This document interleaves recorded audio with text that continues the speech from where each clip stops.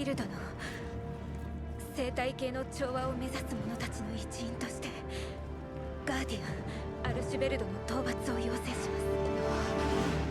拝命した。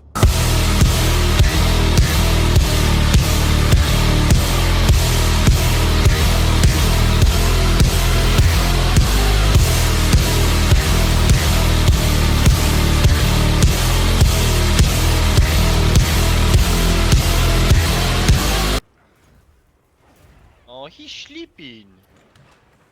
I have 2 bombs. So do I. Ready?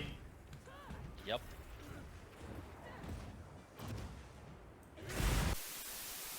Welcome to Monster Hunter Wilds. Everyone's talking about it, and so am I. This is a game where title says it all. You are dropping in, hunting one monster, and carving its carcass so you can use it for new boots. I wish I was kidding with this, but that's all Monster Hunter is for the many generations that I have totally never played. So, strap on and take this disclaimer with you because I have not played a single Monster Hunter before. I have only a good amount of hours on the game. I have yet to reach a HR 100, and I probably should be banned from this game. Monster Hunter is a game about monsters in your area which go all crazy all of a sudden for no reason. Then it is up to you, the hunter, to investigate why it went crazy and then authorize to eradicate monster from existing, even if it is an endangered species. In order to do that, we will need to go through a step-by-step process from understanding, preparation, combat, and then also harvesting. Being a hunter means that you gotta prepare for the worst, which means you have to have your weapon checked out. I hope you get comfortable and like options because there are about 14 weapon types in this game alone.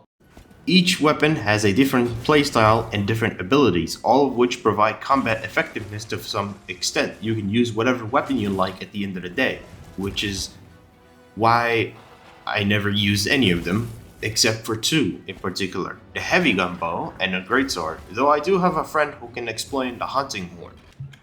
Alright, since you're here, you mind showing us what the hunting horn is all about? What do you mean the hunting horns? Music. Music is the name of the game.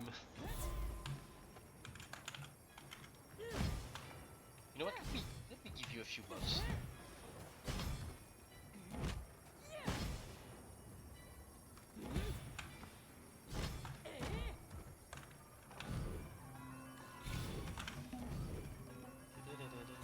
Greatsword in Monster Hunter is considered to be a heavy melee sniper. You are preparing your shot for the highest damage by holding the attack button to charge your hit till your body feels red, then you can continue with another charge attack as long as you are not interrupted by the monster, and then give it another one with a double charge attack. The reason why I'm saying sniper is because hitting a monster in the right spot is crucial to maximizing your damage potential. Positioning yourself is actually crucial in this game, making sure that you are distance close to the monster that you can get hit, but at the same time you're able to do the hits yourself. This goes for almost every single weapon, regardless of whatever playstyle you want to play as. You are going to get hit, and for that you need to use your guard button. Your guard button is important when you want to block any attack. So long as you have a good guard and know when the monster will attack, you can perform a perfect guard and prevent taking any damage from the attack. I'm glad that I told you this now because I found out about that in 75% completion of the story. Now, I would love to tell you more about the greatsword, but this is where I start to have skill issue. The heavy gun bow, on the other hand, is interesting. It does not shoot arrows, it shoots gun, and I've used it for 1 hour of it. Now it's time to know your items. As a hunter, you have options to a myriad of items that you'll need for your hunting experience. You got megas, potions, and potions for healing purposes. As you go through monsters, you will need other types of items to prevent yourself from different ailments and other attacks. And debuffs that basically can be inflicted by the monster. So things like antidotes, deodorants, cleansers, you'll understand them once you get inflicted with such problem because it will just simply explain it on your way to the hunting. I would highly suggest being a noob goblin. As you pick everything up, you won't have a lack of something. All of the items that you need and all of its crafting ingredients are found throughout the world. Yes, some of them will be in different biomes and all that, but it won't be much of a problem. As you go through the hunts, you can just simply grab it with your grappling hook, and there's no such thing as placing a buff. So you can stack it all together, which is super helpful in making the hunts 10 times easier. Now, before you even consider hunting a monster, you need to be well fed. You can use your grill in your own camp or a portable barbecue grill on the journey to cook the food you need to maximize your health and stamina potential, with different ingredients providing different benefits and a very hungry looking scene of the food being cooked and eaten on your screen. My broadcast is gonna cook just the meat, no other ingredients. Oh, Tashin actually wants to give me a meal. Nice. Wow, you lucky son of a Well, bitch! don't mind if I do. Once you figured out your items and you're well fed and ready to hunt the monster, now it's time to ride your mount and head to the nearest waypoint that it brings up to the monster, because unlike other games, this one doesn't need you to do all the full tracking and investigation like you used to in your other monster hunting games. We'll get to that in a bit, but for now, let's talk about the monster itself. The monster will not be aggro until you give it a reason to, so it's important to take any buffs and sharpen your weapon before heading out to combat. And then you do the simplest thing in the entire world. Hit the monster in its areas that you know damn well you can maximize your damage potential. Start hitting the monster. They will never have a health bar, so you know you progressed in killing the monster through events. A nice way of seeing that the monster is taking serious damage.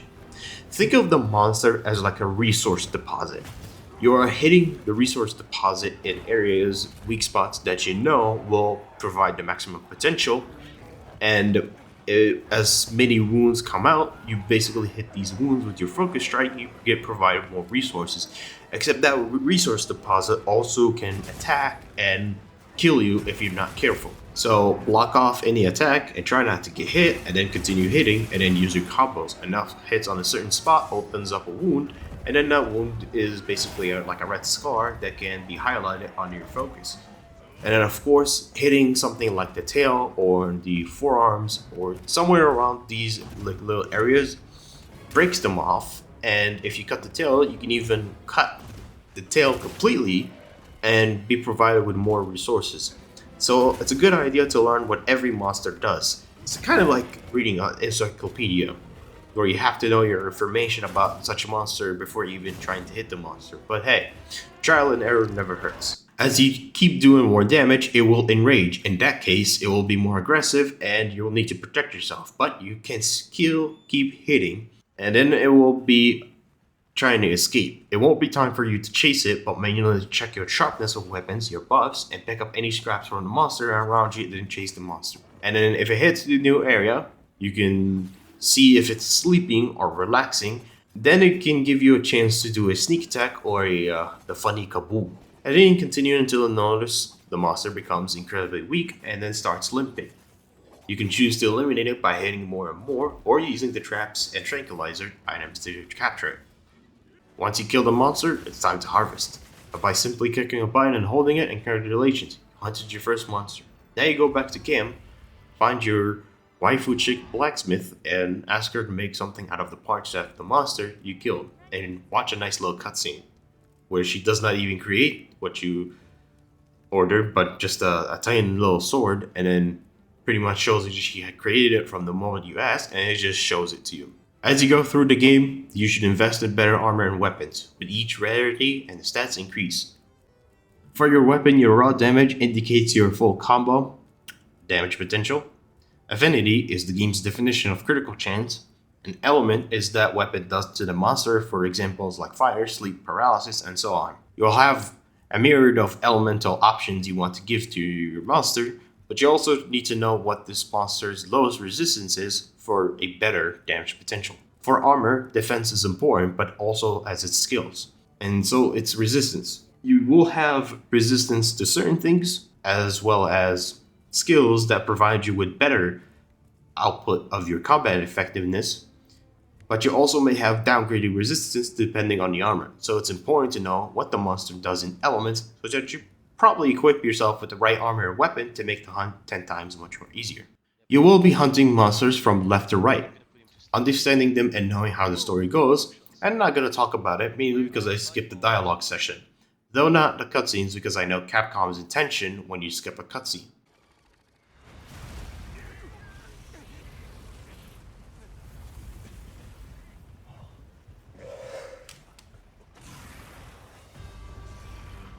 Oh shit!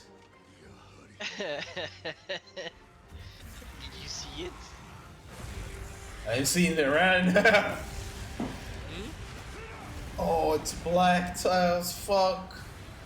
So, for a game that has quite the unfamiliar formula to me, I really like it. It makes the fights more immersive, telling you what a monster is weakened through its events as you are hunting it. And it's just so damn good. It makes you feel like you're in the boots of the hunter. Every time you hit, every time you get hit, it's quite the experience. I like it, and I have quite the game to enjoy, even if I'm using just one weapon. Sure, it's not great on PC with how Capcom is hating on mods and piracy because it's the only company keeping Denuvo away from bankruptcy, which is why I would recommend getting it on a sale or perhaps play Monster Hunter World, which is a totally different experience. And yeah, that's about it. I hope you enjoyed the video. Now you get to play Monster Hunter Wilds. Wait, what? For the 10 hours you've been playing this game, you've only been in the tutorial section, which is why I never explained so much because everything is told to you to a T on your story part, aka the tutorial section of the game. In a real Monster Hunter, you'll be doing in high ranking. Oh, sleep, sleep. You sleeping? Oh, sorry. Hey, how are you not sleeping?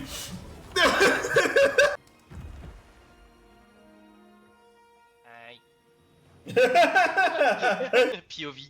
The monster hurts the greatsword user in front of the hunting horn user. Which means every single monster you hunted, including the big giant dragon, is identified as a low rank. In high rank, monsters are scarier, unpredictable, and comes in different types, with 2 being frenzied and tempered. Recovery speed? I have the recovery speed. Oh my god! You know what? Frenzied is the lower health but more aggressive, self-explanatory. Tempered monster is the real challenge. In the words of the hunter, they have went through countless battles and survived. They are also the ones you need to hunt down in order to fully progress in high rank, and also get some new boots. So now it's time to grind. Gathering every single resource from the moment you start the game is needed. Harvesting every single mine outcrop and bones remains to use it for better weapons. The rarity changes, so it's best you start picking from the moment you start the game, of course. Start hunting from the same monster until you get all its part and make yourself new shiny boots. Pick out every single plant and seed to use them for better buffs and bombs. Go for the shop and basically if you're missing something, buy all of it. Stack up like it's the apocalypse, because in order to be a real hunter, you need to know the weapon you love, the buffs you got, as well as when to hit, when to guard, and when to give punishment. Once you hit a tempered monster, be ready to have your ass whooped, because you will understand it much more easier now that you fought the monster before. Just note that not just their speed and aggressiveness is changed, as well as the damage, but also they may pull some new tricks or spam the worst attacks to put the real hate on you. But killing one or capturing one is much more rewarding. Not just in high-ranking parts, but also damage weapon parts you can use to craft in your preferred weapons with its attack affinity infusion. And whatever element you want on it, that, my friend, is the Artian weapons. And you will invest so much time into them in the remaining of the hunts, depending, of course, if you want to use them or just change. Your armor is now much more important because you get to level them up with armor spheres. Of course, that was before, but now it's much more crazier. As well as higher rarity means having more decoration slots. This, my friend, is the jewels and provide benefits to your weapons and skills depending on the available slots you have in each of them. Oh, look at him. He's sleeping. Alright, how do you want to do this? Yes. Do you want me to just go ahead and hit him in the head? Yup. Alright.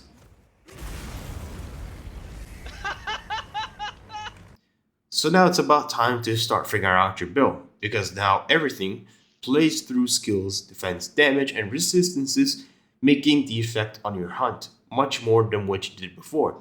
It's about life and death at this point, and playing with friends is important, but if only Capcom knew what the fuck they were doing with the whatever multiplayer shit they have to do and not just implement a simple drop-in request or link party because, you know, Capcom is allergic to internet stuff. I hope I didn't miss anything. And if it is, well, you'll probably figure it out. Monster Hunter Wilds is great. If it wasn't bombarded by PC obstacles that they intended to put, I would have recommended it to you highly without complaint. So it's great to know that if your PC can handle it, you can buy it. Which is why it's a good thing there is a PC benchmark to test out your PC before you buy the game. Thank you guys so much for watching the video. This was probably a bigger project than before, but it's about time I get back into monster hunting and face the new ones coming into the game. Anyway, hope to see you all later.